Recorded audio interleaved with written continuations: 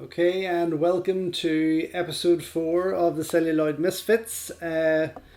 Today's choice is Mark's choice. It's Deep Blue Sea. Yeah. This was one of, when I asked you to make a list of the 10 movies you would want to watch, this was in your top 3. Yeah. Why? Because I love it so much. I genuinely do, though. That's the thing. It's one of these films that I think is very loud. Yay! It's very loud. Forgot about that. It's one of these films, it's like, Warner Brothers presents. Warner Brothers presents. CGI I just like the aesthetic of this film. Right. I think it works as a action movie. It works as a shark movie. The modern day Jaws. I mean, it's not obviously even- going to be compared to Well, of that, course it is. I mean, obviously. it's like, it should have really been called Not Another Shark Movie. Yeah. But what I like about it is that it does it works on so many levels. Yeah. It really, really does work on so many levels. And people, I think, take it for granted because it's so campy and cheesy. It is. But yeah. it for me, it just works. Well, when did it get released? Because I haven't 99. seen 99, so that's the last time I saw it. So you've seen it on release. Saw So it it's on been release. 20 years. Happy 20th anniversary, George. Wow. My goodness, this is 20 years old already. Yeah. Holy Well, 20 years last year. Yeah. So- It's celebrating its 21st anniversary and directed by Renny Harlin, who I'm not a huge fan. I have to say, I'm No. not a huge fan of at all. There's a couple of moments where he's had a good movie, but not a great movie. Yeah. And he's only getting worse. He is only getting worse. I mean, the thing is, he's not a director that I think, I could be totally wrong, but like goes after that. He's like a studio director yeah. that they hire to do films because they need a director who's Yeah. experienced, and he has that experience. And this is what I think about this film. They've hired Renny Harlin because he's done action films before, Yeah. so they were like, oh well, we've got Renny on retainer. We'll get him in to do this movie because we know that he'll do a halfway decent job at directing. Yeah, halfway. I think he does play it safe. I mean, He does. do you know, he did, was it Nightmare on Elm Street 4? Yes. Which was so different because it almost allowed him to be very creative, and you can actually see there was a lot of Hong Kong influence in how he shot with Nightmare on Elm Street 4. And that kind of got me excited. And then I had read the story of how he kept going back to the studio and sitting in the office until they basically gave him the job because he was determined to do it. Right.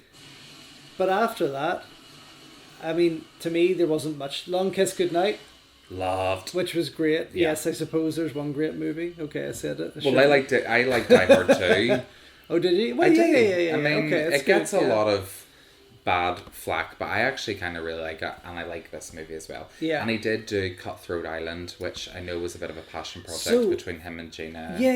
who were married, but anyway. But that to me, I kind of still enjoy it. I enjoy it too. Yeah, It's a fun adventure movie. It is a fun adventure movie, and it should have been the Pirates of the Caribbean style of things a lot earlier, obviously, but Yeah. it didn't happen. And No. there's the Punisher himself, There's Thomas Jane. This was his this is what I can't understand, that this was his breakout role. Right, okay. Yeah, it Interesting. did amazingly at the box office. It went on to do 160 million at the box office. Unfortunate. On an $80 million budget. So it was made for quite a high budget. But it was his breakout movie. But yeah, he was in like Boogie Nights and stuff. Like Yeah, that's right. prior, Before, you yeah, know. And it was really good on it. But it's weird that this film made Thomas Jane a star. So, you wonder why that would be, eh? I know. Is it because this was more... More commercial. Yeah, more commercial. It was a 15. Obviously, Boogie Nights wasn't a Yeah. 15. PG-13 America. Yeah, Or maybe it so was. it had a bigger audience. Yeah. I would imagine, and which is why I guess more people started recognizing that face. And obviously that's what Hollywood does with these kind of actors. They drip feed them, and then they give suddenly they kind of push them out in this bigger picture, and all the talk is and the focus is on them. Yeah. Very young Samuel. We've been so used to seeing him in the Marvel movies now as Nick Fury, and a much older Nick Fury. This is probably my favourite Samuel L. Jackson film, along with Snakes on a Plane. Oh, really? Like, Yeah. honestly, he's a very good actor, and I do love him. Yeah. And I love him in Long Kiss Goodnight. I love him in, Pulp Fiction. I thought he was really, really good, and he's done some great roles. Yeah. But there's just something about this role and Snakes on a Plane that I just love him for. It's more him. It is more him. And it's fun. It's a role that allows him just to have a bit of fun. Yeah. Um, Which is quite rare for a lot of actors. It is. That's your guy. He was in RoboCop. Is that right? Was I he? have no idea. The older guy there in the chair. He was. Oh yeah. I can't remember his name, but yes, the bad guy in RoboCop, as in the head of the company. Yeah. And it's funny, Saffron Burrows here, who is obviously the lead actress, the whole way through the movie, it's very much focused on her character and her character's kind of ambition and drive to find a cure for Alzheimer's. So that's like the premise of the film. See, I forgot about that. Yeah, so she's working on Aquatica out in the middle of the ocean, trying to come up with a cure for Alzheimer's. So she's testing on sharks to see if she can find this cure because her father's died of... You think you would try and test on something you could catch? Yeah, exactly right. But her whole character... So it's very much based around the character of Susan and her kind of what she's trying to achieve. And she's kind of an anti-hero in a way that, you know, she's actually not a very likable character because her morals and some of the things that she does in this movie are questionable. Is she putting them in danger, basically? Yes. Yeah. But you kind of end up sympathizing because you think she was doing it for the right reasons. You know, she had her reasons for doing it. But what's funny is that she's all over the poster. Yeah. She was on, you know, she's in practically the entire film. Yeah. Yet her name is not mentioned. Yeah. I thought that, actually, yeah. So they didn't, and I mean, she wasn't a very big actress at the time that she did this. She's still not a big actress. I mean, people will probably listen to this and be like, who the fuck is Saffron Burrows? She's in Deep Blue Sea, by the way. This is her. This is her. In the plane. For them using her image to promote the movie so much, and then it being Thomas Jane's breakout film, it kind of didn't make any sense to me. So he's kind of like the hero role. Well, eventually. But if I can remember correctly, I think I was confused as to his role. I don't think he even kills the shark in it, does he? No, there are only two people that kill a shark in it. Oh, there is? Yes. And that is Saffron Burrows' character, and LL Cool J kills two. Because there's only 3 sharks. Yeah, that's right. In the whole film. Not to spoiler it for everybody. You should have watched this long ago. You should have. But I love that he makes the reference to, what do you call it here? When he's like, the pain, Baz, the pain. What's that from? Is that from like Fantasy Island or something? Like, which they're remaking at the moment. Yes, as a horror movie, which is really strange. But what I love about this film is this was filmed on the same... They used the same... water tank that they used for Titanic down in Mexico to build the sets in. Interesting. And a lot of it is practical. So although there are a lot of CGI sharks in it, they actually built animatronic sharks that I believe ran off like something like 500 horsepower. Oh, right. Like they were fully animatronic that they couldn't even, you know, they were so... That they were so massive and cost so much money. I mean, because they are big sharks. They're not. Yeah. You'll actually notice here in this scene here with Thomas Jane where the tiger shark is swimming alongside him. If anybody ever has this scene here and he's got the license plate in his mouth, right? Yeah. If you actually are a fan of Jaws at all, you'll actually recognise that it's the same license plate that they used in Jaws. Yeah. Okay. And it's obviously it's an homage and a nod to Jaws. Yeah. But it's just a nice, interesting little quirk that they put in here that it's exactly the same license plate. Interesting. So it is. But, okay. Cool. I'm trying to find out here because it was real. Whenever I found out the exact things that they used Ronnie Cox. Ronnie Cox is the guy who's in the beginning of this film. He's uncredited in this film. That's the one. But yeah, so they built these huge sharks, animatronic sharks. So there's 3 sharks altogether, but 3 sharks. This is like kind of the Jaws trilogy, I suppose. Well, obviously there was 4. We don't talk about that. But yes, of course. Yeah. So, But they recently did a Deep Blue Sea 2. Yes, I which heard had about that. no connection to this film whatsoever. Oh, right, okay. Did you have the pleasure of watching that? I did. I had the unfortunate pleasure of watching it and really wish that I hadn't. No, it's not something I would even reach out to grab, to be honest. It's a film that shouldn't have really had a sequel anyway. No, it shouldn't. It wasn't really a film that they should have made really at all. There's the number plate. There's the number plate.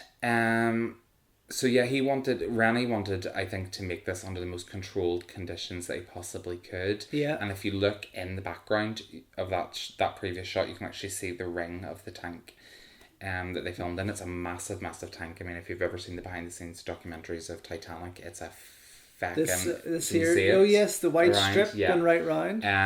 Wow. Okay. Yeah, it's a huge, huge tank. All the sets were built to be submersible as well.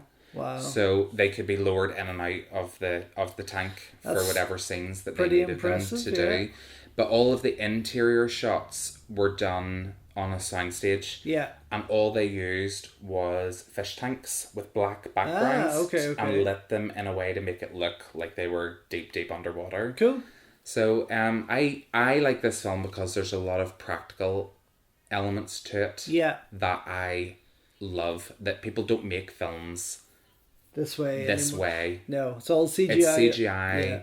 It's all green screened. You know, to build a 500 horsepower animatronic shark, I mean, who would do that when they could just probably do it for half the price with CGI? Yeah. You know? True.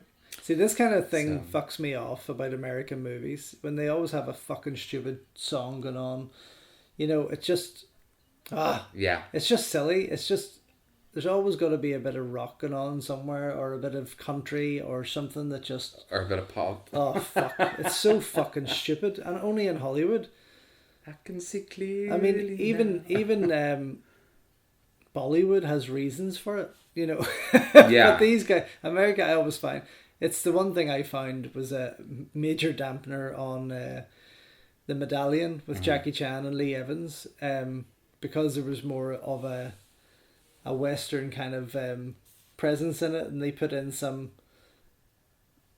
music there that kind of ruined a lot of it, that it just made it too American. And I just don't know, it's kind of silly. People don't fucking dance about like that. No, it's daft. Look. Yeah. And the scene there where when he takes the license plate out of his mouth, that was the last scene filmed, because it was actually him swimming alongside a real life shark. Oh, just in case he get ate. Yeah. So they left that to the very, very last. Oh, but he did it. Yeah. So he did. You'll You'll actually notice that probably a lot of these stars, Michael Rappaport and the girl in the Watchtower, I forget the actress's name, are in the Sopranos. I do recognise him. Yeah. Yeah.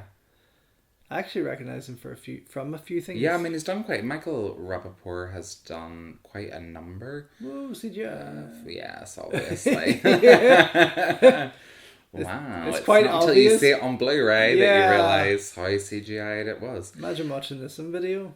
I know. Well, I did. The first time I ever seen it was on VHS. Oh, yeah? Actually, the first time I ever seen it was in the cinema. I went to see it in the cinema. And I can't believe they let me in.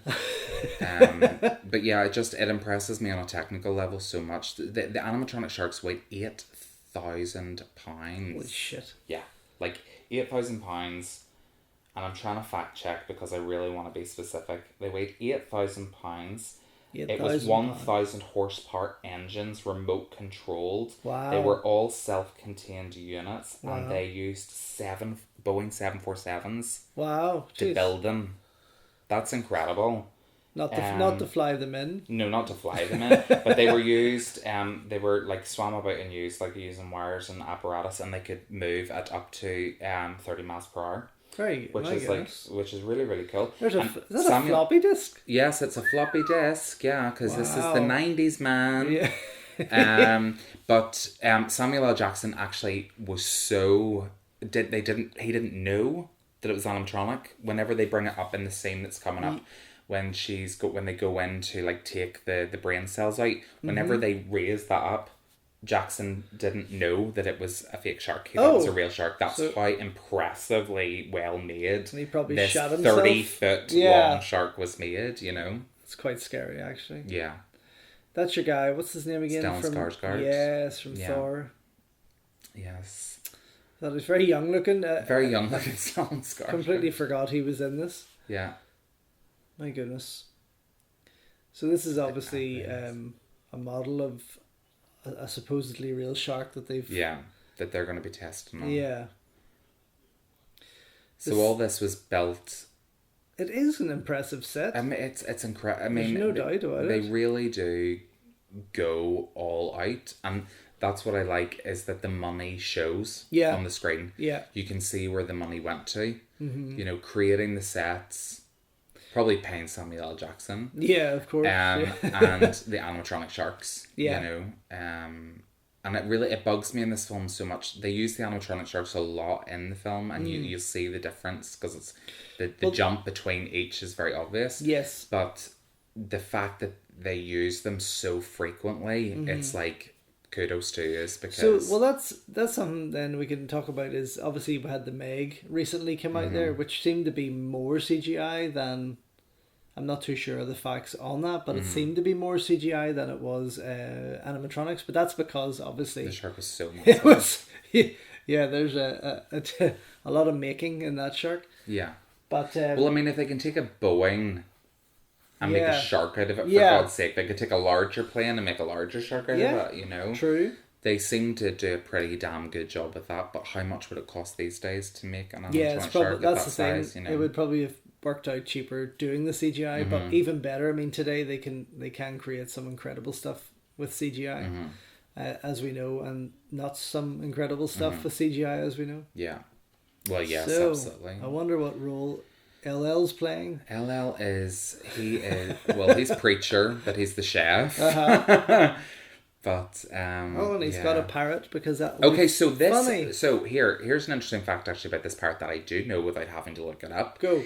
Is that they couldn't get a trained parrot in to where they were filming. Right. For whatever reason, I think it was maybe budget reasons or something, they weren't able to. So they just literally got this parrot in. Okay. And dubbed a voiceover. Right. So they did, to make it look like it was like an acting parrot. Oh, okay. So it was not, and obviously this here scene where he's looking out the porthole is just a fish tank.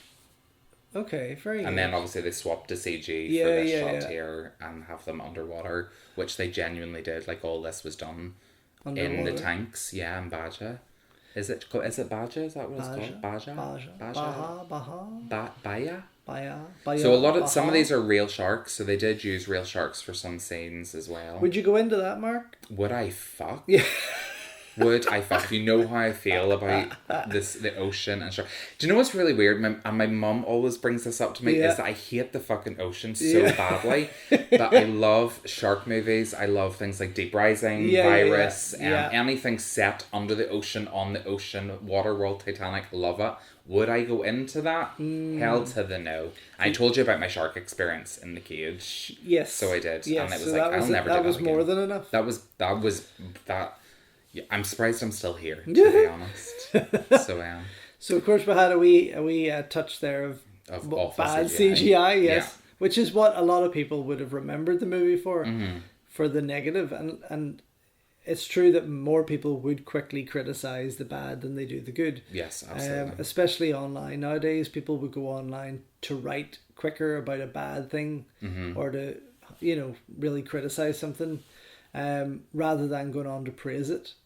Yes. So they would. So, yeah, that's probably why the film has left, has always been, in my mind, left a bad impression because of the CGI. Yeah. Aspect. Plus, it's not, I mean, to me, honestly, it's not overly exciting. It's not a terribly innovative film. No. And it's not the most original film in the world. I mean, how many times have we seen shark movies? Yeah. I mean, they tried to do something a little different by, increasing the shark's capacity to think and its intelligence in this film, which made them more tactile hunters. Yeah. But I'm surprised they didn't give the Meg like a laptop or a tablet and a mobile phone. Well, these ones could open doors for fuck's sake. So do you know what I mean? But I mean, that's the thing. They try to do something a little bit different. It's a generic summer B-movie blockbuster. Yeah, you know, it did well. It made back its money. Well, yeah, it's the same like Piranha when they remade Piranha and stuff like that. It was a similar kind of thing. Right? Yeah. But the thing that people remember about this film the most is Jackson's death scene. Yes, I do remember that. Yeah. And there was so many rumours at the time that it was written in quickly because he hated the film.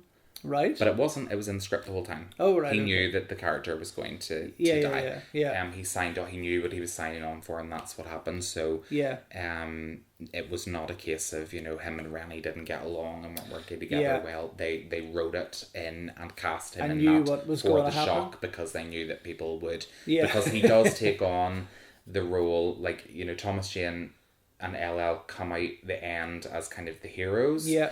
But Samuel L. Jackson kind of takes on that role of kind of bringing everyone together, getting everyone to keep their shit together in this crazy situation. And he is the biggest name in it, right? Yes. So, understandably so. Still, to this day, the biggest name in it. Yeah. Yeah. Even though all these actors have gone on to do a lot of different things. Yeah, they just sort of really haven't hit those heights that he has. No. And that's even before his Marvel days. That's way before his Marvel days, you know. But interesting, funny enough, that them two have both been on to do the Marvel movies. Yeah, be in the Marvel Cinematic Universe. Yeah, from this, yeah. It's a great use. I mean, we'll talk about it more whenever it comes up. But what I find is, despite the lack of innovation in the plot, and it being quite a generic shark film, what I do like is the ingenuity and the innovation in how they utilize the sets that they have in this film. Because they have a lot of really great sets that they've obviously spent a lot of money building. Definitely. And they use them so bloody well in this film. Yeah. So nothing goes to waste. No, there's always movement. I mean, there's even constant the likes movement. of this, for example, they didn't really need to go down here to talk. No. They could have slipped into a room. They could have. But yeah, it does make use of it. Yeah, it does. And it makes use of the kind of scope and the scale of how big the set actually was. Yeah. You know, because you find in a lot of modern blockbusters, there's not a hell of a lot of movement around. You'll see it, that they kind of move for a bit. Yeah. But in films like this, they're moving corridor to corridor to corridor to corridor, walking around these big tanks and things like that there. And it's to show off that kind of scale. Yeah, of you course. know, and the ambition of the set designers and the production design, you know.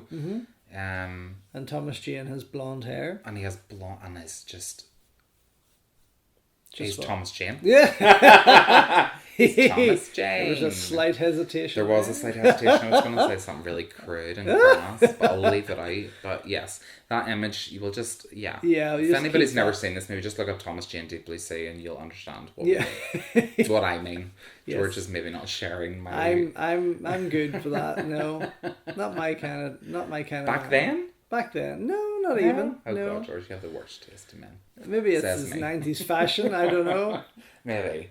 Again, I've always said I'm not a fan of 90s movie with the fashion.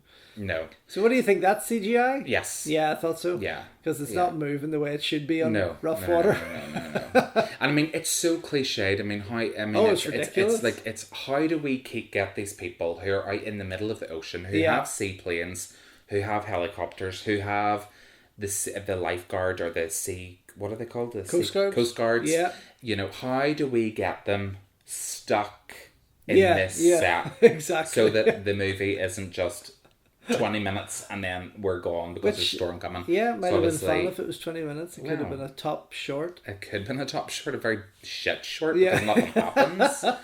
But, so bring in the storm and have one of your characters. Typically Hollywood, isn't it, really? Yeah.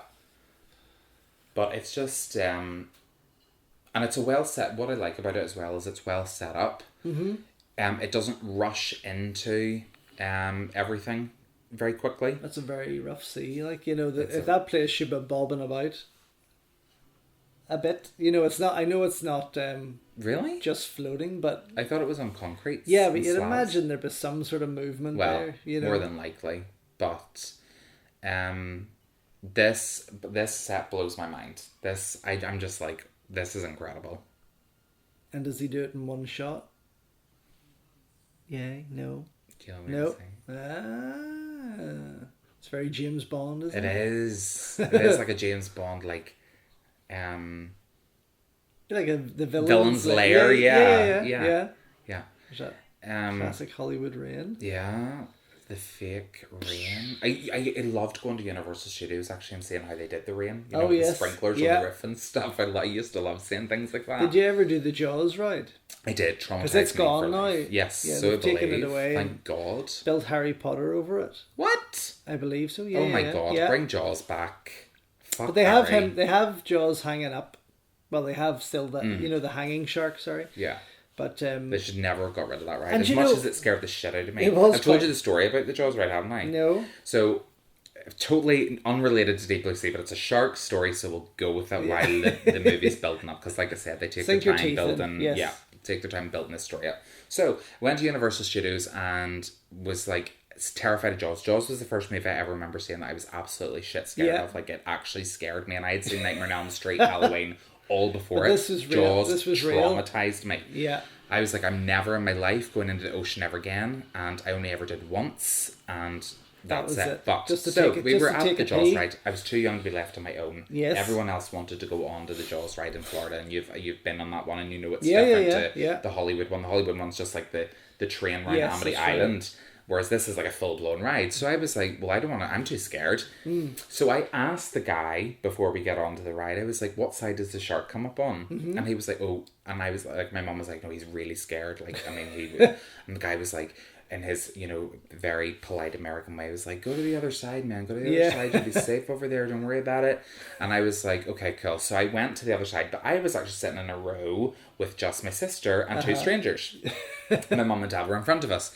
So we're going round, and of course, the whole time we're going round, he's shooting his gun at the other side, and I'm like on the dock side whenever you go into, the cabin thing, and it's banging against the cabin. Yeah. So I was like, ha ha, fuckers. And then it gets to the end of the ride, and there's this huge big like flaming fucking tank thing next to me. Yeah. And I'm like, oh well, I should be safe because this thing's burning here. And everyone's looking at the other side of the boat, and he's blasting his gun, and all the pyros are going off and stuff. And I was like, oh. The next thing, this fucking giant animatronic shark comes right up next to me in my face. So you must have been back left. Yes, I was on the left-hand side, quite like middle. Yeah. So it was right at me with a big wire through its mouth, and I jumped. My sister had the worst sunburn on her legs, so I'm like jumping across my sister, like, oh my God, Abba! She's like, oh my God, sunburn! These poor women that are sitting at the end were like, oh my God, this poor child, and I'm like, get me up! Scrambling across. I came off that ride terrified and had just pissed myself. And I was like, I'm not happy. I don't want to be here. This is awful. Oh my God. Yeah, worst experience of my life. I did love it. It was a good ride. It was so dated, but it was it was a good ride. But that's what I loved about it was like the fact that it was like so kind of old fashioned. Yeah. But it still worked. It worked, but it really scared the fucking shit out of me to be honest. So here we're getting into the good stuff. This is where things start to take off in this movie. And this was the introduction of the animatronic sharks. This was the first time anyone on set had seen it. Yeah. I love that line. Anybody order the fish? Such a cheesy line. Isn't it? But this is where they see it come up. And gosh.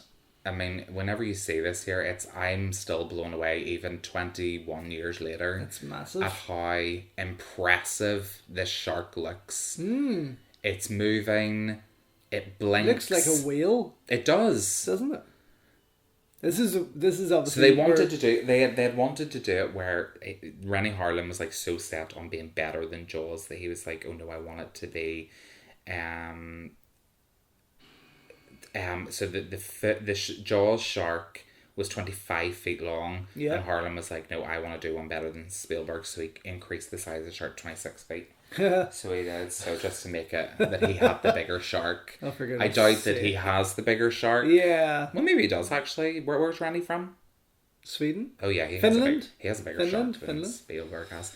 But yeah, so this shark it really blows me away, and I can understand why they were all so impressed and kind of a little bit intimidated by the fact that this thing is on set. And that's the scene you were talking about where Jackson thought it was real. When it came up, he thought that this was a genuinely real shark. He was like, holy shit.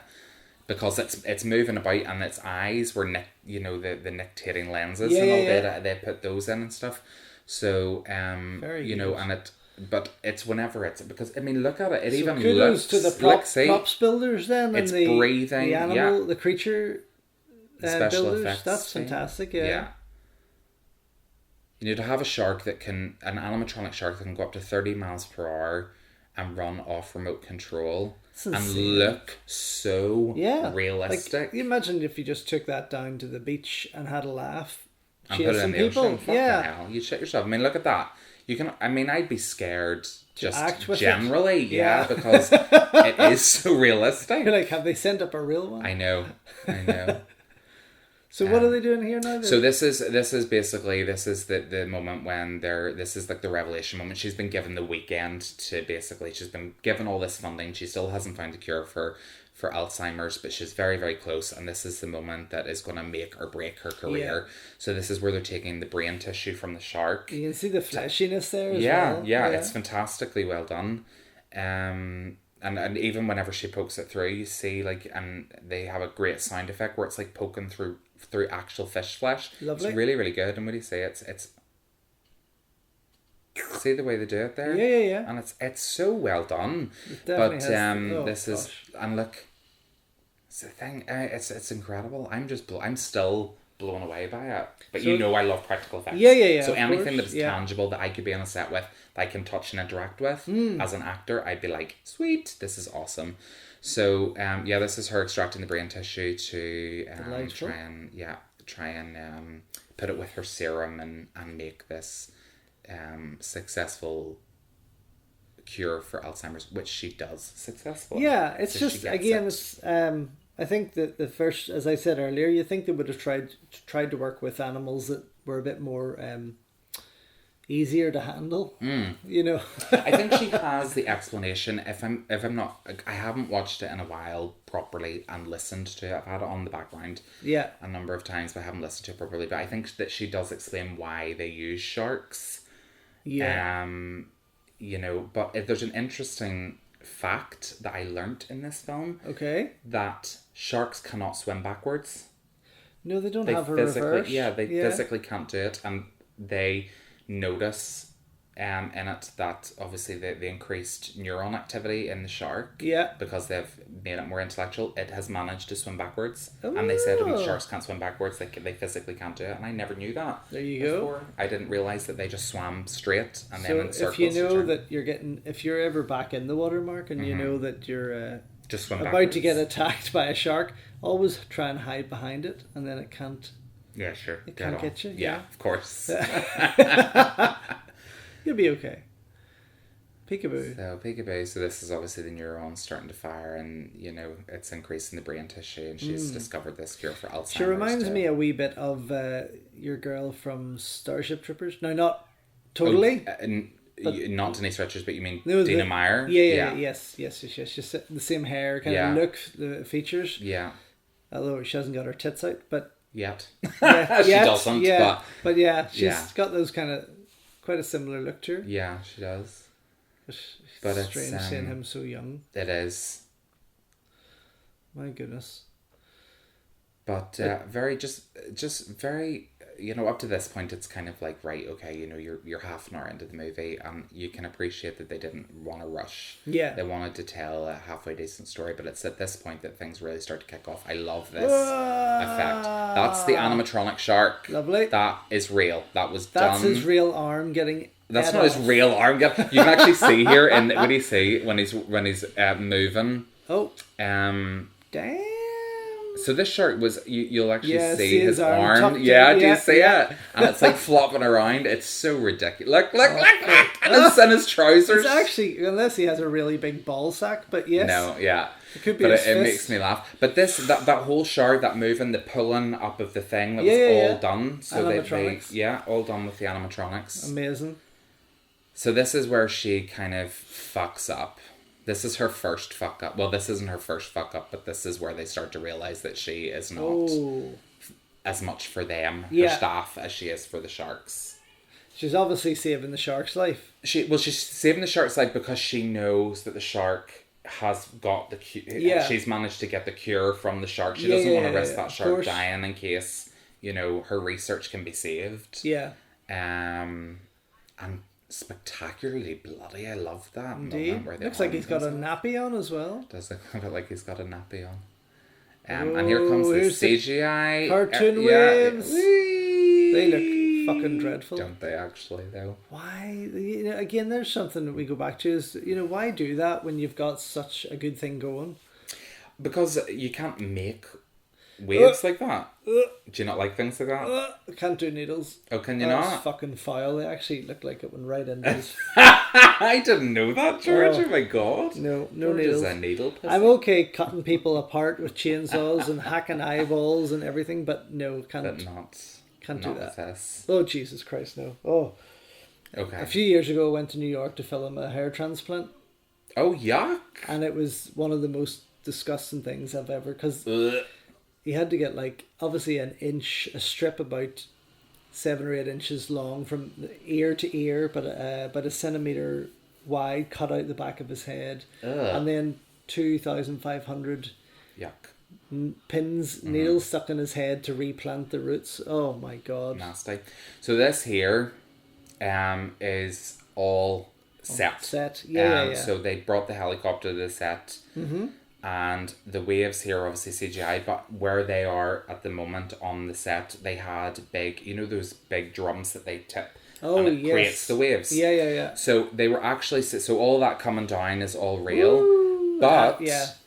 This here, where he's slipping about, and you'll see it later, they were supposed to be controlled, where they would go between the actors. Controlled slips? Controlled water. Controlled water. Yes. So they wanted to control the water where it would go between the actors, yes. and it would mean then, you know, that they were able to run from wherever they needed to. That would be more Hollywood. But they kept tipping it where here it hit them, and then Samuel L. Jackson said like it was next to impossible to do this scene. Yeah. Because they kept tipping the water on them, and they were moving about so much and slipping and sliding much.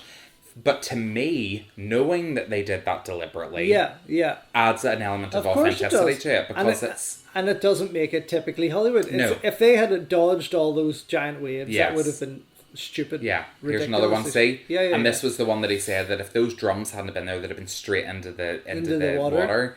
But so it's just so brilliant, you know, and it to me it adds an element of dread. Yeah, that's like something I would do on set. Yeah.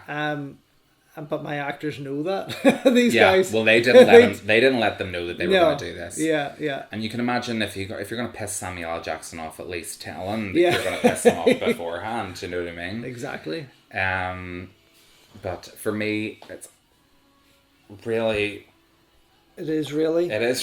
Sorry. It is. For me, do I need to? I was just checking my battery. Okay. So he's obviously getting lifted for real there. I was expecting a lot worse to go on than this. Mm-hmm. Well, it does. It does now. It's gonna get fucking cray. So basically, they're fishing. So they've decided, hey, do you know what?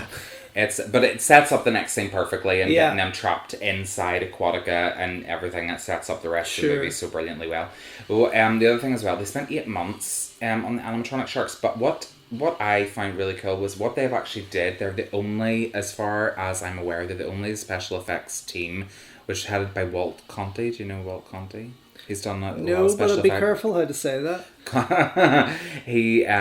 His team worked 8 months in the animatronic sharks, but a shark's jaws actually float in their skulls. And they are the only ones that manage to actually get or mimic an actual shark. Oh, to a specificity. Oh, look at this! Big Hollywood explosions. This is what I love. Little models. These are the movies That's like that a Die I love. Hard moment, isn't it? It is. Oh, all CGI'd, and then you'll see them starting to blow up the actual set. That's clearly on the set. Yeah. Oh, he's suddenly back. There we go. Yeah. So this is obviously coming in from his Die Hard moment. Die Hard days. Because you do need explosions in a Hollywood movie. Do you know what? For me, see all the pyrotechnics work and stuff, it's just so much more fun. Just makes the movie so much more fun. Yeah. Especially when they're blowing shit up for real like this here. And you're like, yes! It does look more impressive, doesn't it? It does. I love how they blow up the plane here as well. So this is how they get rid of their seaplane. It's like boom, boom, boom. That's CGI, but there we go. They always have fireworks lying around. Oh, don't they? Yeah. Right next to the fuel tanks. Of course they do. How ridiculous. But your hygiene level is down to a 0. His hygiene level just went from 5 to 0 very, very quickly, didn't it? God. But yeah. But he kind of wasn't. There was no shots on LL Cool J there for the most of that nonsense until because because he really he bared no relevance in the actual testing of the shark because he's a chef, so he really didn't need to be around for it. And they almost forget that he exists for most of the film until he's actually relevant. It's just like, how far away is he? Until his character becomes relevant and useful, then they're like, oh my god. And I absolutely love this scene. It's just one of the more iconic moments.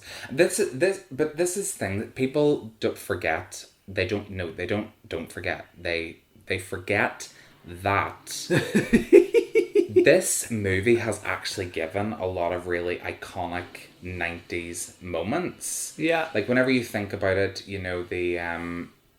Samuel L. Jackson's character going halfway through, the shark between the legs, lifting her up out of the water between the legs. I don't even remember that. Do you not part. remember it? No, I don't remember that. Oh my god, George. Nope.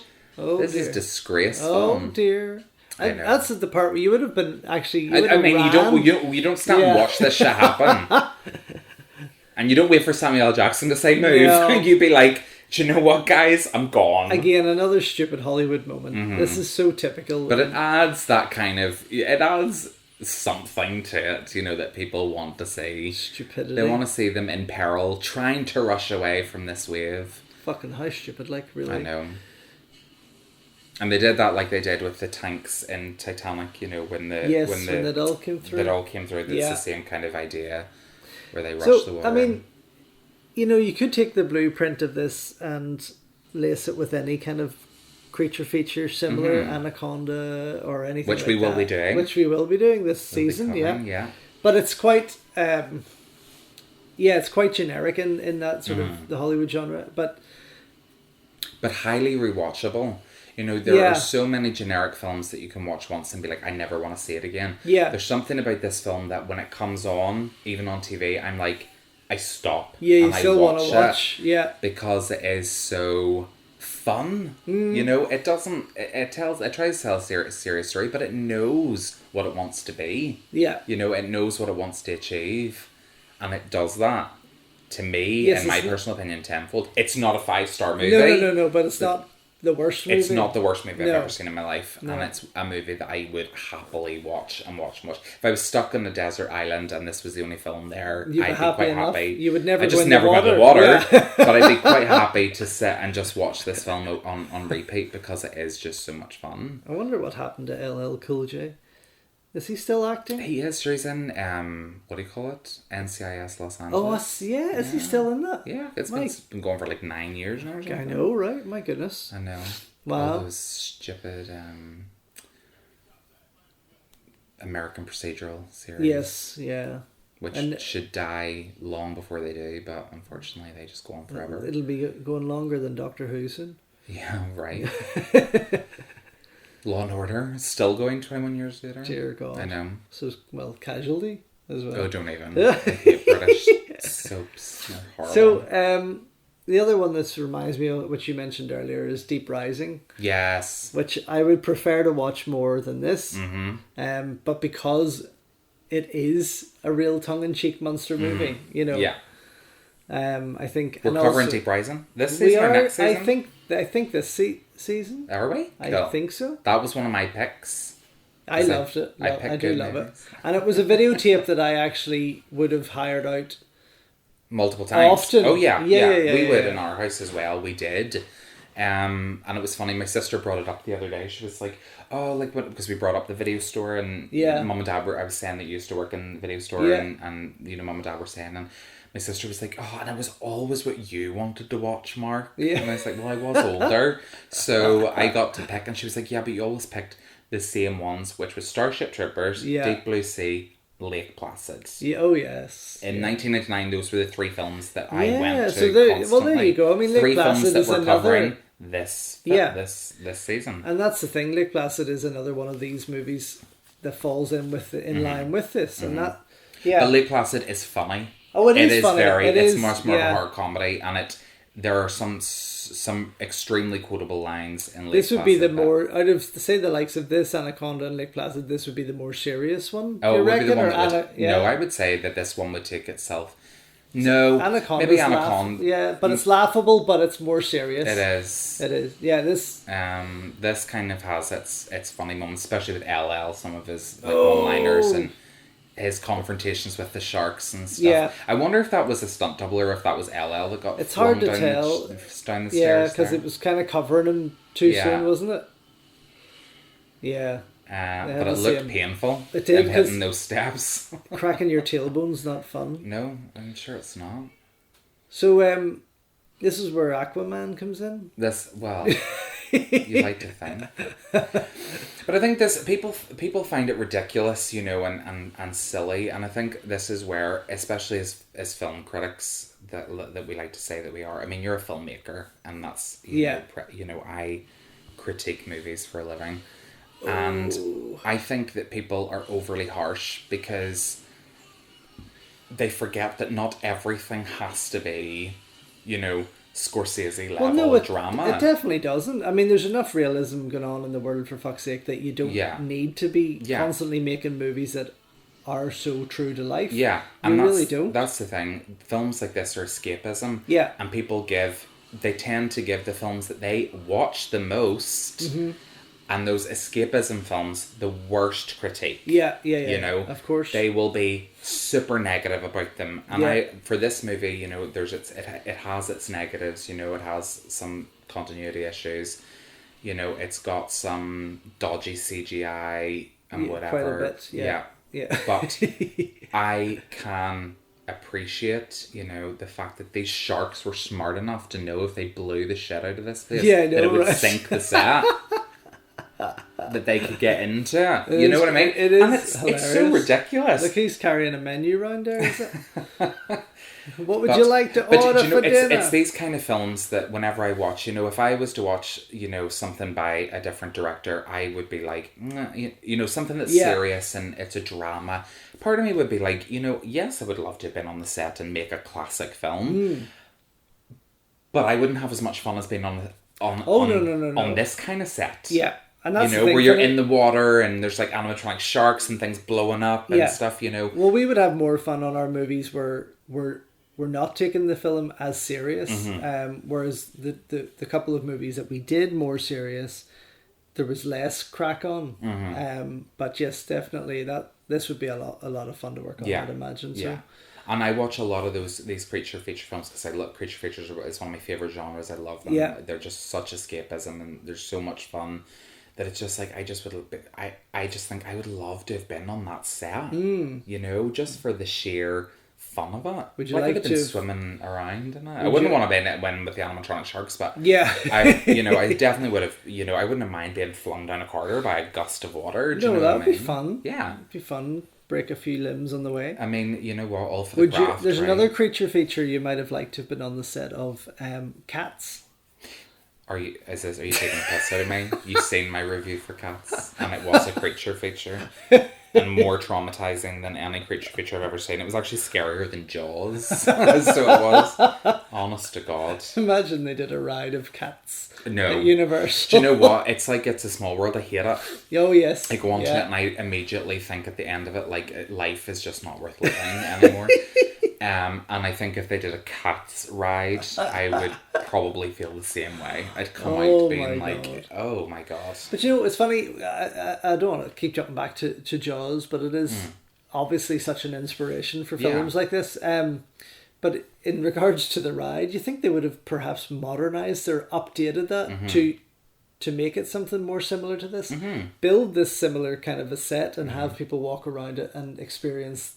Yeah, and flood it. And things, where sharks are trying to smash through that, . That's copyrighted, that idea. That is. We now, we're going straight to the... Just in case we go down to the Titanic quarter exactly. and try to build it. But it's, I could try to flood the Titanic Museum. Be like, we want to give you a more authentic experience. So we're going to flood it for you. We're laughing. It's not funny. Do you want to know? It's not a disaster, funny. but it's... long time coming. It is. So well, they didn't see it coming. Smoldering hero eyes. Hero eyes. Does I can't remember. Does he get a girl? Does he get this girl? Does he? No. Does she turn out to be a bit of a bitch? Well, they're confronting her at this moment in time because they've now found out what she was doing.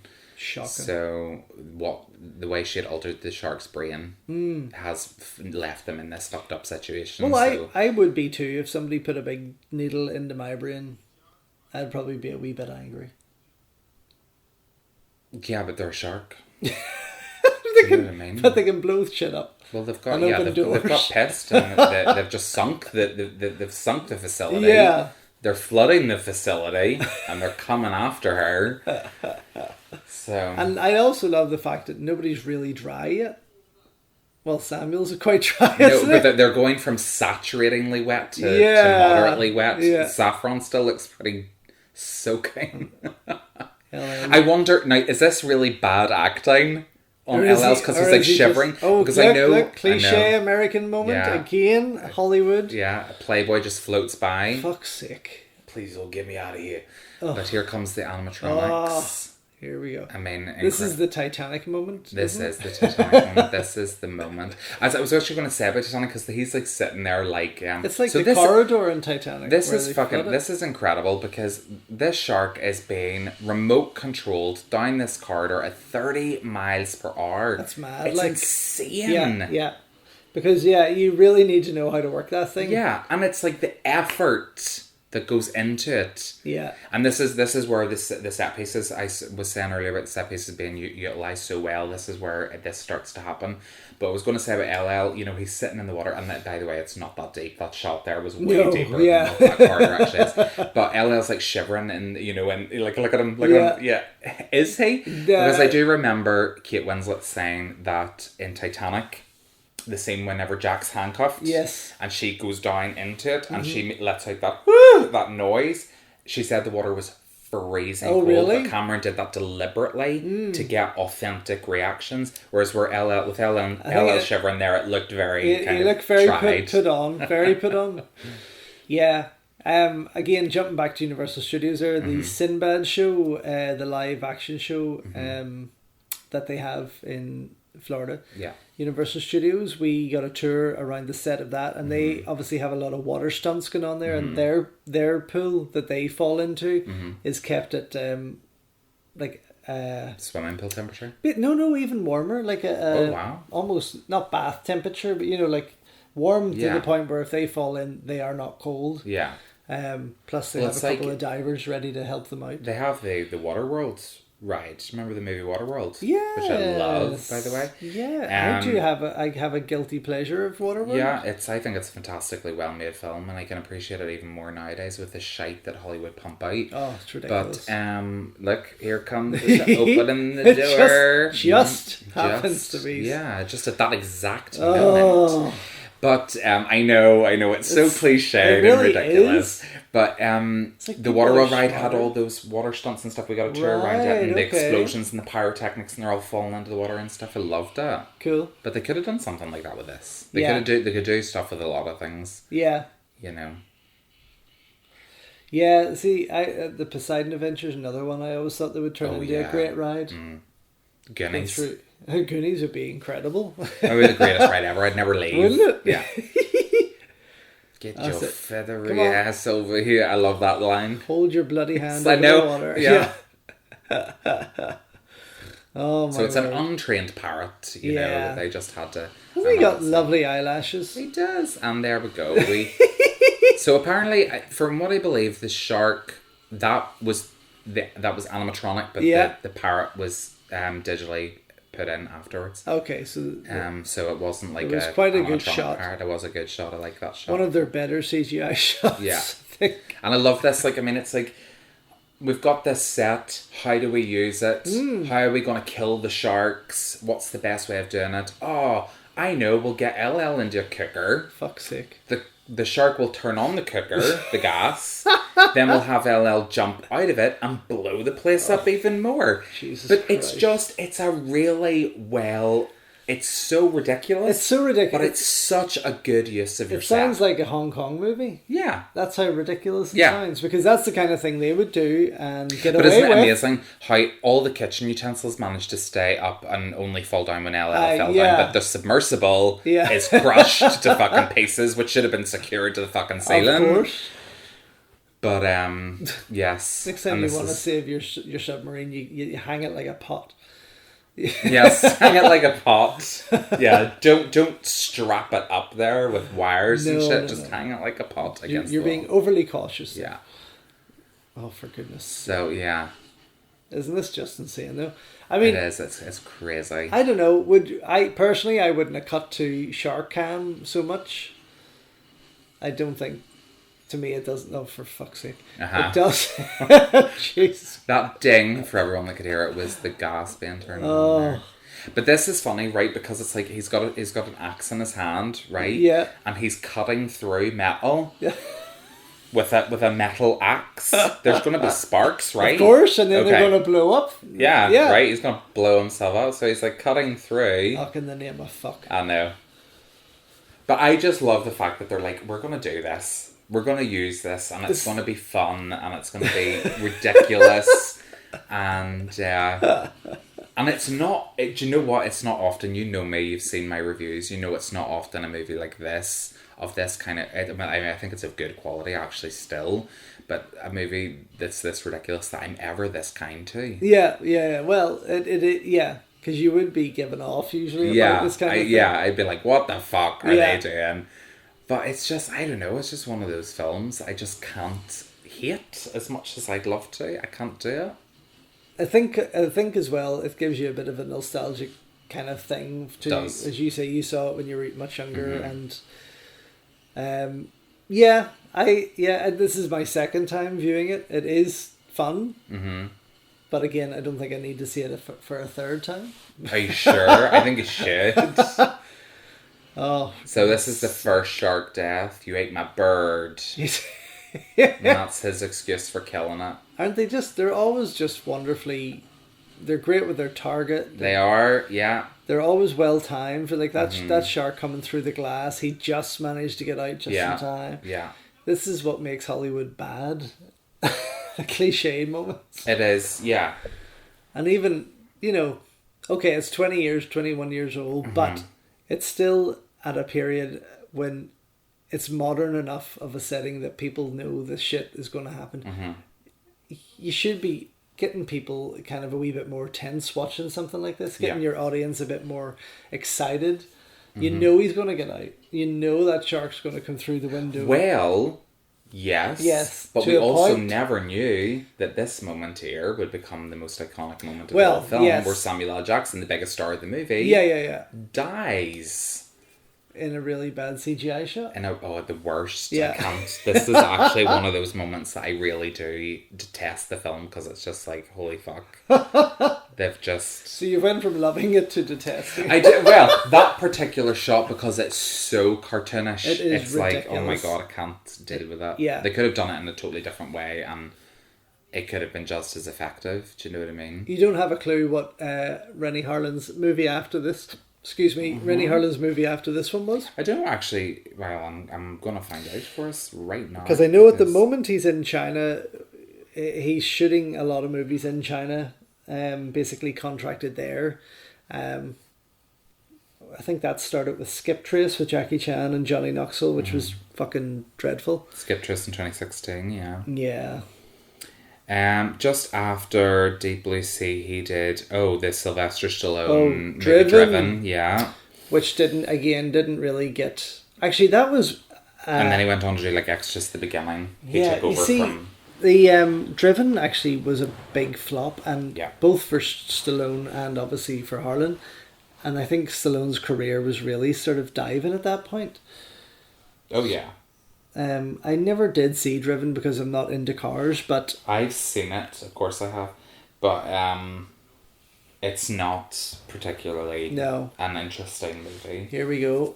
Get ready. This is the big speech. Zooming in slowly here. But again, it's become a Hollywood cliche. Of course it has. You know, this moment where the slow motion camera shots zooming in. But even his position. Yeah. Who the fuck stands right in the tip? He looks like he has a really...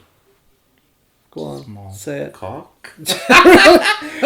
Samuel, what is that wetsuit doing to your cock? Samuel, if you're listening, I do accept dick pics on Instagram. So you can prove me wrong if you want. It's very, very true. I sent him one of Dick Tracy. Oh, look at that. That's it. Terrible. Terrible. Awful. Oh my god. I mean, it really is a terrible. If this didn't have to be a timed commentary, we could have wound that back and watched it again and again. Yeah. But I mean, Samuel L. Jackson, Renny Harlin gets such a bad name as a director for being really shit and really hard to work for. Yeah. But Samuel only did this film because he liked working with Renny Harlin in The Long Kiss Goodnight. That's the only reason he did it. And I think because that was such a good film and a surprise good film, possibly, that he figured he'd be in for the same kind of experience on this. Mm-hmm. Which probably wasn't the case. No.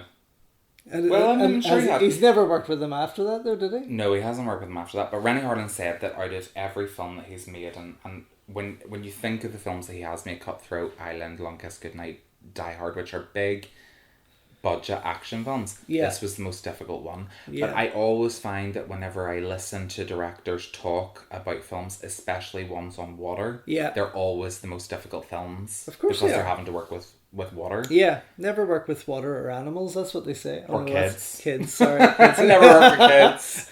Never work with kids. Yeah. No, I can understand that. It wouldn't be something I would personally want to challenge myself with too soon. Is working on a water-driven movie. Mm-hmm. Not to say think you should. It wouldn't happen. Swim meet. Well, swim meet. That's Are we allowed to say that? Well, are we allowed to talk about that's going to have to be the one we make next now because people are listening. I know. Sorry. We'll do it for you. Don't worry. Copyrighted. But what amazes me, 14 different visual effects houses worked on the film Sharks. 14? 14. Oh. Now, 14 visual effects houses, that's not people. That worked on the sharks? On the shark visual effects, Jesus. the CGI. Holy shit. Well, just the film Sharks. So actually, is that the animatronics? Because it was Walt Conti's team, so it must have been. But it says visual effects. So visual effects is CGI, right? Well, I would have took it as CGI. Yeah. So visual effects, 14 visual effects houses worked on the CGI for this film. And they're dreadful. They're not good at all. Wow. That's scary. 14. Fuck. Mm-hmm. Oh my gosh. 14. It's very concerning. You know, when you think how many people are behind what is considered to be some of the worst blockbuster effects. Yeah, right. And Duncan Kennedy, he's the writer of this film. He was only inspired to write this because he had witnessed a shark attack at his home. Oh, right. Does he have a big house full of water? Well, beach near his home. Oh, okay. And that there really wasn't much left of the person after the shark attack, so he went on to have this recurring nightmare. So it's kind of like his being in a passageway PTSD with sharks. movie, is it? Yeah. Which obviously emulates into the film because there's a lot of passageways with sharks in this. Yeah. And that was his recurring dream, and then he just wrote this speculative script and he acknowledged kind of Jaws in it. But Warner Brothers bought this script in 1994, but didn't make it because Spielberg was doing Jurassic Park. Jurassic Park, so it's been left, it's sat in that kind of Hollywood blacklist zone for 5 years. Yeah, okay. Waiting, to be filmed. Yeah, because there really wasn't a shark film up to that point from the last Jaws one, really. Yeah. No, there was a couple of maybe made-for-TV ones or kind of Italian jobbies, but not many commercially successful films like this. No. Do you know, if this scene pisses me off, right? Because they're taking their time. They're taking their sweet-ass fucking time. Instead of sitting and talking there, the quicker you get the fuck up those stairs, the quicker he just wants to look at his. He just wants to look at his ass. That's why he let him go first. Well, Because I knew the sharks were coming through. Oh! CGI shark. Just bad. Oh, that's even worse. It is, isn't it? It looks like an eel in a bucket. It did. It's... Now where's he going? Come on, man. This man. could be how fast water rises. Well, so yeah, you kind of imagine it to be a wee bit more kind of like get to the point. But, so, the sharks in the film... Do you think if he opens this and there's stormtroopers, would that not be a laugh? Oh, yeah. Can you imagine if they had done that? That would have been brilliant. Just a total parody. We'll make not another shark movie and we'll have that moment where he opens doors like that. And he's like, sorry, wrong floor. Yeah. Yes! Brilliant idea. Oh, come on. But for the film... Now, I don't know the exact time, but the sharks CGI'd and animatronics in this film only add up to, in the hour 40 minutes of this film, only add up to 5 minutes of screen time. What? Yeah. Serious? Yes. For the whole time? Oh, 5 or 6 minutes of screen time or something. So we can't really call it a shark movie then? Well, no. It's more like... But would you think, like, watching this, you would not think that the sharks are only in it for 5 minutes? They literally are getting seconds at a time. Yeah. Then.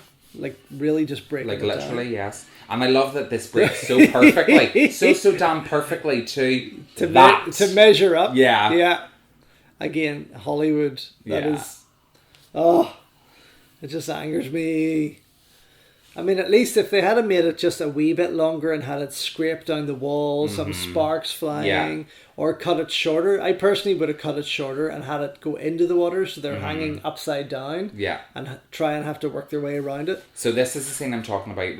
I find this a really impressive moment. And it has become one of those shots, like screen grabs in cinematic history, that has kind of stayed around longer than the film itself has. Yeah. But I love it. It's so great. Let's wait for it. Yeah. And it's coming. Oh, hurry up, would you, for goodness sake. Now, here it comes. Woo-hoo! And it's fantastic. I love that. It is a nice shot, isn't it? Yeah. Right in the bliff. So right in the foo-foo. Right in the snatch. Right in the fuck. I can't even go on. We're going to get out of hand here. Better stop it now. I know. But yes, I love that. It was just a plank of wood in the animatronic shark's mouth. Right. She straddled She just sat on. Yeah, and they lifted her out of the water. Reminds me of a guy I knew. That wasn't a plank of wood. Oh, so and we forgot something. What did we mentioned that Samuel L. Jackson and Stellan Skarsgård all ended up in the MCU. Yes. But hello. So did Thomas Jane. Not in the MCU. No, but a Marvel film, of course. Yeah. Penn the Punisher. One of the best. Ugh. That wasn't his fault. The movie was bad. That was John Travolta. That was John Travolta ruins everything. I'm sorry. It does, doesn't it? John Revolting. Oh, it's bad. Shouldn't be speaking ill of people like that. No, we shouldn't, but honestly, we do. Give us another fact. Before somebody gets hit by a falling flame. Oh, another interesting fact is that the 3 sharks are killed in the same way as the 3 sharks in each of the Jaws movies. Oh, okay. From Jaws, Jaws 2 and Jaws 3. So, do you know the way that they're killed in the movies, if you remember back to Jaws? By death. There's electricity. So in the first movie? Blown up. Second movie? I can't remember. Electricity. I knew there was electricity in one. And the third one, a sushi chef. A sushi chef. I can't remember. Is it blown up as well? Mm-hmm. God, they ran out of ideas quick there, didn't they? They did. I mean, Jesus, you would think you come up with something else there. And Renny Harlin actually appears in the movie. As a shark. Fuck, he is a bit of a shark. Blown up, electrocuted, and incinerated are the 3 ways that the sharks are killed. Yeah. All kind of lead to each other kind of doing the same thing, really, don't they? Yeah. So this under the water kind of model looking thing, yeah, it reminds me a lot of the old Japanese kind of movies for Ultraman and Godzilla, that kind of thing. But even like the like Super Sentai series. Yeah, you know? all that model. Mm-hmm. Which I love. I love Yeah. that kind of stuff. You know, I think it's all really, really good. Thunderbirds go. But I think what Harlan had, I think what he kind of wanted to do, I mean, he openly admits in the commentary that he took the inspiration for killing off Samuel L. Jackson's character kind of 2/3 of the way through for inspiration from Alien. Because obviously Tom Skerritt is... Well, Dallas is set up, his character in Alien is set up to be the hero. Yeah. And then obviously Dallas dies. Yes. 2/3 of the way through the film. Spoiler. And then, you know, Ripley... Spoiler! Yeah. And then obviously Ripley ends up being the hero. But that's where he got the inspiration from. But Do you know, it's something I always said they should have done in Die Hard 4. Is that scene early on in the movie where Bruce Willis drives the car out of the tunnel and up into the helicopter. Mm-hmm. I reckon they should have killed him off right there and then. Bruce? That would have been that would have been a fantastic twist to it, and the movie could have and then survived with Justin Long running around for the rest of the movie. Well, no, not necessarily. They could have just ended the movie after 20 minutes. Oh. We didn't need to see the rest. No, well, we didn't need to see the rest of that film. That's true. But Saffron was originally supposed to be the hero, and she ends up being... She does end up being a hero of sorts at the end of the film, but she was originally supposed to be the hero. She's a hero with her breasts on the front cover of every video artwork and the DVD artwork. But Renny Harlin didn't think that the character was... He thought she was more of an evil genius in the finish, and should be punished. Right. So they recut. He purposely cut a lot of scenes that made her a little bit more sympathetic and made her less sympathetic. So that obviously at the end of the movie that she's we'll get there, but we'll get there. We've another half an hour to go. Yeah, we do. We do have another half an hour to go. It's kind of like that was the big finale. It was because you do. I mean, it's one of those moments that shocks you into being like, what the fuck. And now we're left with all these pretty much at the time unknowns. Yeah, know? Which I quite enjoy, because I always find, especially with Hollywood movies, bar this, that when you do have a big name actor in there, you know that usually they're going to survive. They're going to be the hero. They're going to win. You know, that's kind of typical. But this has shook it up a wee bit. Yeah. I don't know if that was the initial writer's idea. I mean, LL Cool J, was at this stage in his life was a big star. You know, he was doing his rap, and he was in the sitcom In the House. You know, did he go on? Was it him and Samuel L. Jackson did SWAT? Yes, they were on SWAT together. Was this after or after? After this? Yeah. Mm-hmm. Yeah, that was another bit of a guilty pleasure movie. See, I don't believe in guilty pleasures. I think Nicolas Cage movies are kind of guilty pleasures for me. Nah, see, I like them. Oh, do you? Fuck it, Jesus, wow. I don't feel guilt for liking any movie. I love Showgirls. Oh, fuck. I think Showgirls is one of the greatest films ever made. I can understand why you like Showgirls. I can not for any particular reason of the Showgirls. But I was going to say it has absolutely nothing to do with any titties. No, definitely not. It's the campness of it. One man's trash is another man's treasure, isn't it? Absolutely, that's what they say. There you go. That's what they say. But no, I do have guilty pleasure movies, and a lot of them would be trying to find Nicolas Cage movies on YouTube while I'm working, just to put on in the background. Like Wind Talkers? Well, do you know... Actually, I like it. Yeah, it's not a terrible film. I think it's definitely where Woo started to go downhill. Yeah. That was probably the last decent movie. But this, I suppose, for me would fall into that kind of category of guilty pleasures. Yeah. I can see how people find that quality in it. That kind of strange. No, not strange. That kind of guilty pleasure quality. Yeah. And yeah. Because it's not. I mean, it's not an epic masterpiece. Far from it. No, it definitely isn't, and it's not even sort of. I mean, even the cinematography. There's nothing grand about it. There's nothing sweeping or wonderful. It is just. It was filmed on Super 35, but actually in the credits, it says that it's filmed on something different. I can't remember what they actually in the credits they say it's filmed on, but it was filmed on Super 35. So, I mean, they've used a good camera, but they don't Yeah, use yeah, it yeah. very well. No. Oh dear. He's a bit wired up now. George and his puns are back in the building. Oh dear. Poor guy. Just couldn't catch a break. Oh, no, come on. Oh, for God's sake. I know. Even I'm like, right, fucking get on it. I mean, you've just dealt with these giant sharks and you're just screaming. I know, and you're screaming at your floating, dead friend who you already knew was dead. Exactly. Jesus. It's like, whatever. But what I find so funny is, and this bit of the movie especially, is that they dive under. Georgia can't. Oh, this is where the critic in me starts to come out, because they dive underwater to turn on something electric. Oh, fucking hell. And they don't get electrocuted. Jesus Christ. Look at the crappy lines. There we go again. know. Hollywood. Why? It's just... Because it's a video camera. No camera does that. Nobody would buy video cameras if they did that. This is fucking stupidity. Like, what producer allows that to go ahead? Give me his name. Her name. Oh, no. There's probably like 15 different producers. I often find when there's a shit movie, there's a lot of people behind it. Akiva Goldsman. That would There you explain go. it. There you go. Are. Sorry, Akiva. This is silly. You'd have written some good stuff. This is another one of those things where Hollywood fucks it up so friggin'... You know, there's always... Well, what I'm surprised at, there's not a fucking battery symbol on this. Yes, I know, in the corner. Yeah. Recording and battery dying, you know, that kind of shit. But the lines are ridiculous. No camera I have ever had, even from the early 90s, ever did that.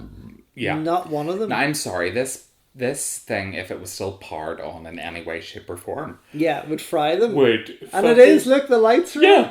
It was fucking... Sorry, I'm yawning in the middle of our commentary. I'm like, oh. It's the kind of movie we're watching. But it's like, it's so... Like, you'd be dead. Yeah, well, you'd be dead already. Cause you'd be dead already because the water would be fucking... Like, you've ran out of air. Yeah, true. But yes... Do you do this thing whenever you watch films with water where you hold your breath to see if you can hold it as long as they can? I don't, but my husband does, and I piss myself watching him doing it. This is the kind of movie that I get entertained more watching him than the movie, because he does that. He freaks out and he holds his breath. See, look, he gets electrocuted then, but Thomas Jane's still fine in the water. What a load of shit. I know, it is. Turn it off. No! Look at that. Look at the cartoon again. I know. Oh my god! Leg. Oh my goodness, that makes Harry Potter look Oscar worthy. It does. That. Do you know for what? CGI. I cannot stand Harry Potter. We should actually do a commentary on that, because I would tear that movie to shreds. Deep Blue Sea is a far better film than Harry Potter, and I will stand by that. You can hate on me all you want. No. Hey, you know, each to their own. Each to their own. Have you ever seen that movie? It's really good too. I would be that person that would, while they're swimming and stuff, I would be that person that would hold their breath to see how plausible it really is. Not for any other reason. I just want to know the plausibility factor of it. Because it's clearly not. Now, why did it miss him? Because he was sucked through the door. No, the door actually hadn't even opened at that point. This scene I actually really like. I like the lighting of this scene. Of this whole entire scene. Yeah, the colours. Colours, the lighting, the camera work of it, the performance, the tension. I think Saffron, for not being a very good actress, does a really good job in this scene. Yeah. Is this where she gets her breaths out? This is where she gets down to her underwear. Yeah. And that's obviously not the reason that I love it. No. Obviously. No. Because I don't like breasts. Well, I do, but you know what I mean. Like, why are we getting you're such a tit. You're a tit.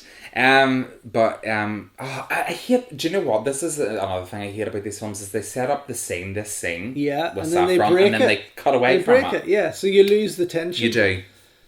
Oh, if that had been like one shot tracking shot there where they came through the water with her, and that would build it up so much more. It would, yeah. Who edited? Was it Renny that edited? I don't think any. I don't think Renny did he? Directed by Renny. No, I can't really. No, not getting that right now. No. That's okay. Edited by Frank Uruzzi. Clearly not Renny then. No, not really. Frank. I love his weird burn. Yeah, I know. Effect on his maybe head. that was part of his. He was making dinner, wasn't he? So it could have been maybe some spaghetti bolognese that stuck to his head or something. No, I think it was probably the explosion that he set off in the middle of the. That's all he got from it. Yeah, but he didn't even have his head turned that way. I don't even know. I think something hit him. Something Bernie hit him. Yeah, paycheck. Something Bernie, the paycheck. Bam! But yeah, they keep cutting away from this moment, and it's such a great scene. They've ruined it. Yeah.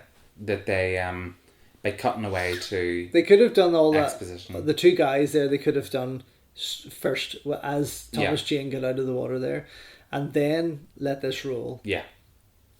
And had a bit of movement going on. You know, seeing a fin pass in the background or something would have been fun. As if it was toying with her. We start to see that happen here. So yeah, we start but, to see you know, moments. just as she was coming through, if it was one shot, you just sort of see the glimpse of a ripple. Or... Oh, I know what you're saying. Yeah.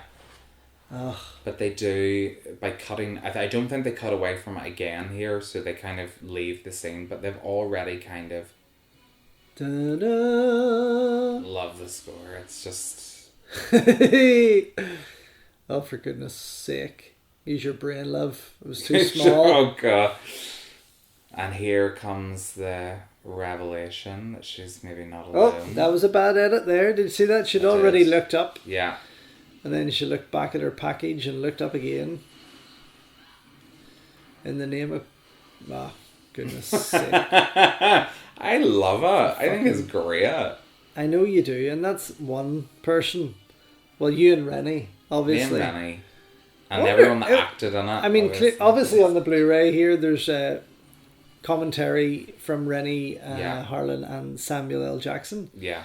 Which I would be kind of interested I don't want to watch it again, I'm being honest. But was it interesting? Yeah, it was. It was good with commentary. Yeah. It wasn't bad at all. What did he think of the movie? Did he ever say? Samuel? No, Renny. Yeah, he talks about it on a technical aspect, right? And directing, and he doesn't say how happy or how unhappy he was with it. No, not that I can recall him saying that, and it's probably something that I would recall. Him saying, but I mean that's not that far away from it. That she didn't grab that, for God's sake. No. You know what I mean? It's long gone. But again, for me, this is people may not notice it because of all the action going on, but it's a really telling character moment. Mm-hmm. For her, that she's so obsessed with her work. Yeah. And what she's achieved, that she's putting her life and more lives at risk. And she's willing to do that because she's so passionate about what she does. But people then get distracted because she takes her wetsuit off and there's sharks banging about the place and whatever. I think this is really clever though. Yeah. That they do this with wetsuit. But the only clever bloody clever moment in the water with electricity. It's for God almighty. I'm glad they did it. Yeah. Because I would have been screaming and shouting at that as well. Yeah. Oh, for goodness sake.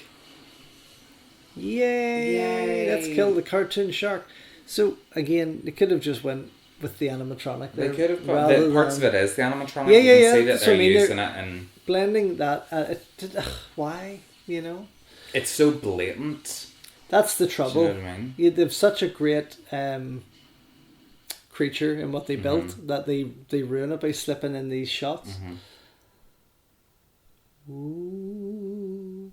Yeah. So again, when Renny shot Nightmare on Elm Street 4, I was saying earlier, the colours, and again you can see some of that in this, they're very Hong Kong movie-like from the 80s and 90s Hong Kong movies, that they were able to use colours, especially at night, in night scenes. The place would be lit up in purples and oranges and greens and yellows. And in Nightmare on Elm Street 4, I noticed that quite a lot. Yes. And even there, just through the likes of this, the colours are just lovely. Yeah. Nice There's a great use of lighting, and shadow, and everything. It really does. And it's a shame, because, like I said from the very beginning, they utilize the sets very, very well, and they do a good job. Yeah. But they leave it till so late on in the movie to really make it work. Yeah. Yeah. Totally. Yes, yeah. And obviously we're coming up to the end. I mean, we're almost at the very end now. And she's got her clothes back on. And she's got, well, I mean, would you have taken that time to put them back on? Yes, the water's probably freezing cold. But it's a short sleeve and it's a short leg. She needs a wetsuit, man. And a short breast. It's not really covering much, to be honest. No. But that's Hollywood for you, right? Yeah. Like you would say. They don't have LL Cool J stripping down to his undies, just wouldn't attract the same audience. Yeah. But they did have Thomas Jane in a pair of shorts very early on, so you know what? True. It was balanced out. It was balanced out. This film can't be accused of being sexist. Nope, definitely not. Because we've got half nakedness of everybody. Half nakedness and Thomas Jane about to drown them. Yeah. Woohoo! So in this scene, would you have liked to have filmed this? Would you like to have been in this position where it was filling up? Yes, you're on a set. Yeah. But it's filling up. Would you still do it, or would you be shiting yourself? No, I'd do it. Would you? Mm-hmm. Would you all like to hold hands like that and hope that you're going to float to the top? No. Do you know what I find really funny about this? Is that years and years and years and years ago, I remember being at like a Sunday school or something, and they actually used this. Well, it would have been 99. It would have been 2000. So I was maybe a teen. It wasn't like a Sunday school. It was like a church youth club. Yeah. And they used this scene, to kind of like they were talking about like under duress and how you can like go to the Lord for duress, because obviously saying like a prayer there, and what they had forgotten was that what LL Cool J does is kind of ad-lib a little bit into the prayer by saying every motherfucker on this room. Yeah. So we're sitting in this churchy youth club, like learning about God and turning to God in moments of real stress and duress and whatever, and finding out that it's actually okay to call someone a motherfucker. So that's my experience of church. Wow. Yeah. My kind of church. This is so clever. I love this. Yeah. Because I would not have thought of this. It's not healthy, but... Well, it's not healthy, no. But what I love about this is that I didn't know that sharks go for churning water. Yeah. And the more kind of bubbles and churning there is, the more it will attract them. So the fact that they've let off the canisters up first... Yeah. So they go for is a really, really good idea that I would never have thought of if I was in that situation. Yeah. If I was in that situation, I'd be dead. You'd be dead because the pressure in your head would kill you anyway. Yeah, from fear? No, from being coming out of water that deep. No, but they've said that they've had to go up a little bit. That they say that during the movie, that if they dove in to the tank, it's too far up. Yeah. So they had to go up a certain amount to go up for their lungs to not collapse. Yeah, okay. And obviously they didn't hold on to the things, because if they go up too quickly... If I go into a swimming pool in the deep end and go too deep, you can feel that pressure in your head already. Woo-hoo! But I love how this film plays with you, because you don't quite know who's going to make it and who's not. Yeah. You know? Yeah. And there's been, there's been such... I think even since this, there's been so many shark movies now, where there was such a lull for some time, and now there's quite a lot. Yeah, but not many worth mentioning. No, they all seem to just go with the whole "I'm stuck on a rock" kind of thing. I love The Shallows. It was good. I thought it was quite a well done film. For an hour and 20 minutes, it held itself together quite well. Yeah, I love the use of that animatronic shark. Yeah, but his legs should not be there. No, his legs should not be there, and he shouldn't be able to kick it like that. No, definitely not. But again, love, this here, they sunk this. They did blow up the set and things like that there. Yeah. And they've sunk it away down and whatever. They're using CGI in certain shots here, but this is like a set on fire. Yeah, it looks amazing. And it's incredible. It's so absolutely so good.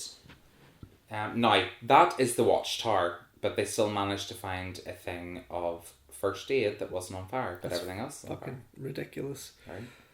Of course, let's not burn the stuff we need. No, exactly. It's just typically Hollywood. It is. But look at the entire set. The Yeah, entire yeah, set's yeah, fucking yeah. fried. Except the first aid box. Yeah, the first aid box is absolutely fine. It's oh Jesus. It's fucking hilarious. Obviously, the cameraman had a wee bit of a hiccup going on there. No, well, it was supposed to represent the shaking of the shark trying to get out. Obviously, you know the way they do those little things. Yeah. To give me motion sickness. The flame's lovely against the kind of the bleak colouring of the water, isn't it? Yeah, it's and the lighting on their face. I love that. It's almost like a sunrise kind of look. Yeah. Well, it is. This is the morning, you know, and I think they use that. It's done really. It's a new day. Yeah, new dawn. It's new day. It's new life. Not for them. No. So they've absolutely no contact with the outside world. They've no contact whatsoever now. But obviously, whenever the what do they call it again? The sea cat, the sea guard, the coast guards. The coast guards didn't come back. Then obviously they're gonna know something's up. No, they were like, "Fuck it." So fuck it, we're gonna come back. The sharks escaped. Is that correct? The shark is trying to escape. They were It's basically sinking it so that it can get out. Yeah. Okay. I was just thinking there quickly as to where part 2 would have came into play. You know, if they had have done it quicker. Oh, well, yeah, if they had done it again just 20 years ago. But you've watched it, did you? Deep Blue Sea 2, yeah, it has no connection to this at all. No connection, okay, alright. No. It's just title alone, quick money. You know what it's like. Typical Hollywood. It's always said the whole way through this. Typical Hollywood. Yeah, but that's proof that that's what, you know, they think. Look, to me, Hollywood, I think they are still the greatest filmmakers in the world. I don't believe they are. I believe there is a particular amount of movies that come from there that, yes, are worth mentioning. But it's shit like this that drives me insane because it's just the same old. Yeah. You could line this up alongside any movie from the 70s, 80s and 90s from Hollywood, and they'd all have the same plot, the same actions, the same timing pretty much of when things are going to happen, you know, but they keep making them and people keep watching them and that's why they keep making them. So this is the part that I love. How?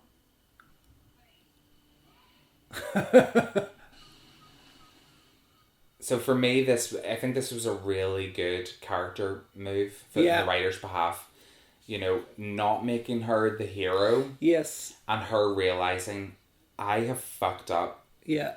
I'm going to just pour some syrup over my hand here. Yeah. But she even says there, you may be the smartest shark in the world, but you're still only a shark. Yeah. So they're still writing her in a way that she's still a little bit too cocky. Yeah. To make you kind of think she's underestimating what she's created. Yeah, of course. But she's willing to kind of sacrifice. Yeah, herself. I love that LL just opens his eyes. I was like, what the fuck's going on, guys? And you would never swim out that far either. No, you'd be like, you'd jump down and get straight fucking back. Well, if she had any sense, all she had to do was hold her hand from where she was standing over the water and drip it, and that would attract it, right? That wasn't going to work for this film. Because Renny says no. And again, I love that. Not enough tracking shots of the kind of scope of that set. You know, just how big it actually is. I love that. Yeah. Oh my God. But this amazes me. Like she did this movement to like stop the shark. Yeah. And it did. Yeah. And then that happens, and it's like, nah, bitch, you're out of it. Yeah. Scares him, basically. Well, that's, you know what, deservedly so. Because they that's her gone now, so she's not the hero. Deservedly so. But, she gets. And I don't know whether that was a nod to the fact that maybe she had made them more intelligent, and they knew who she was. Yeah, she had a connection. So she was like, no, like, I'm, God here. Yeah. And then the shark must have thought it was a trap. And looks like he was going to karate chop. Look at that! What the fuck? Suddenly, he's doing some wire fu here in the water. Yeah. Oh, that was a wee bit mental, let's be honest. He somersaulted over the shark He did in the water. over the shark. I can barely turn around in the water. I can turn around. I'm a pretty agile guy, like, but I can't somersault over a fucking shark the size of a bus. Oh well, you know what? Whee! Your body can amaze you when you need when to. you shit yourself. When you need to do That's probably something. what happened. He probably let one go. Right, I farted and that propelled him up through the water. Okay, you're bound to have drowned by now. I know, right? But moving at that speed through water, would that not like collapse your lungs? Totally. But in this movie, they don't have lungs. No. They don't. In this movie, they're all superhuman. Mm-hmm. Well, no, they're not, because half of them are dead. Well, they're dead superhumans. Oh, He's dead like, yoo-hoo! Shoot me! And just go right through Thomas Jane's leg. Of course. Yes. Oh, damn. Oh, damn. Oh, I got shit. it, but shit. Well, that was just kind of daft. We knew that was going to happen before we saw it. We did. All part of the fun, though. Is it going to rip his leg off? Is it going to rip his leg off? No. Oh, damn it. And I hate this shot coming up here. It's like, oh god. Yeah. Come on, connect it. I know. It's like, do Come it. on. Yeah. Now. Okay, what are you waiting for? It's doing that speed thing where the wire's completely gone. Mm-hmm. And then it just kind of just gets my pulled. leg Off. But that's just ridiculous.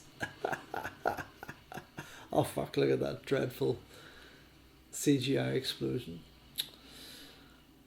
Does he get hit with shark meat? I don't think any chum comes down on him. Oh, we better sort of meat in the face. Wouldn't have. I mean, it would have complemented his other side. It would have. I don't think LL killed Jay. I think it's probably in his contract that he doesn't get slapped in the face with any meat. Yeah. Hey. It wouldn't. Yeah, it wouldn't look good with until the brothers, right? Until his career goes down. Yeah, maybe. Then we're all getting slapped in the face with meat. We are. I wouldn't mind being slapped in the face. Come on with up! his I'll meat. make you some lunch. Honest to goodness. But it's just he should be in immense pain because his leg's just been stabbed.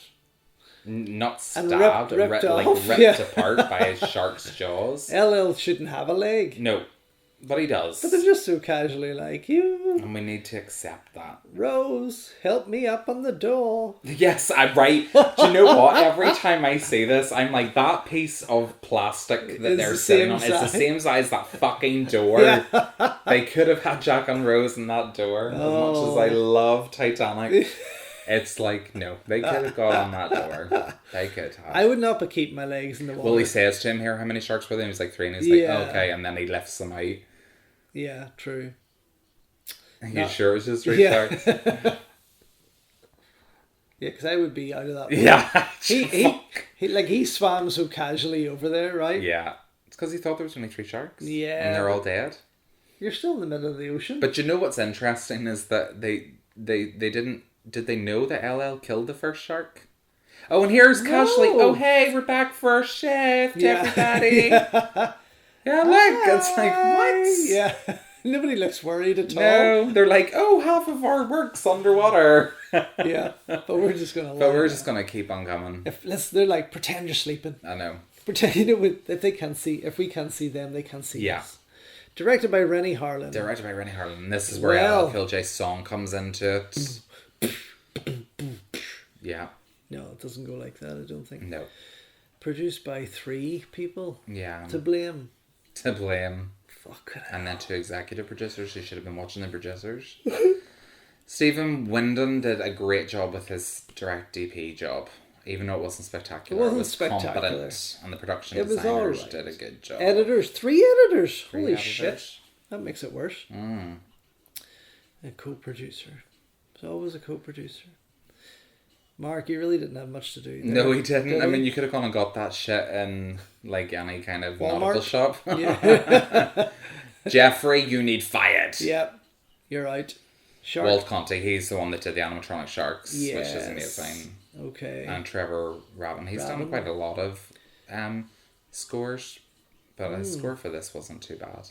So Saffron Burr's first build on the thing, but not build on the poster or anything. Yeah. It's really fucked up that they... Isn't it bizarre how they place put her on the poster but won't put her name on the poster?